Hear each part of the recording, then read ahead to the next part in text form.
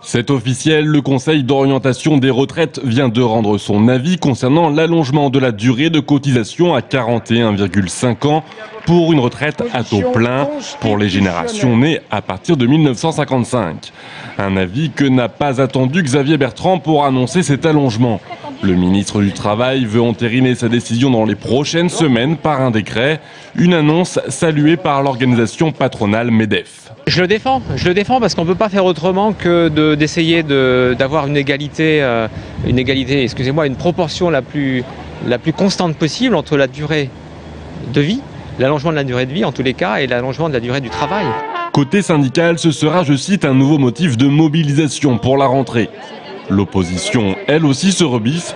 Le Parti socialiste juge cette annonce du gouvernement comme une provocation quelques jours seulement après l'entrée en vigueur de la réforme des retraites. Le gouvernement nous a expliqué qu'il n'y aurait pas d'allongement de la durée de cotisation avant 2020. Donc le gouvernement a menti aux Français.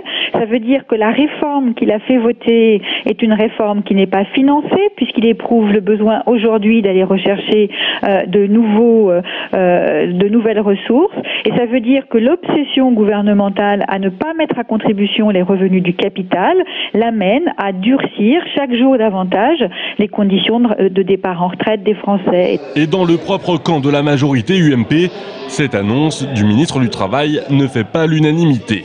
Est-ce parce qu'il est actuellement en campagne électorale?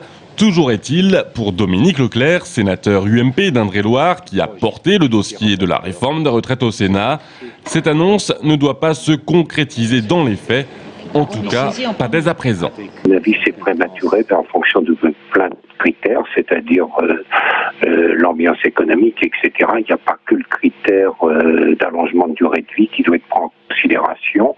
Et donc, moi, j'aurais préféré attendre encore quelques temps, puisqu'on a encore 4 ans, de voir quelle sera la conjoncture et notamment celle de l'emploi. Simple effet d'annonce ou réelle volonté d'action gouvernementale, le débat autour des retraites n'en a pas fini de peser dans le paysage politique français, quelques mois seulement avant les élections présidentielles.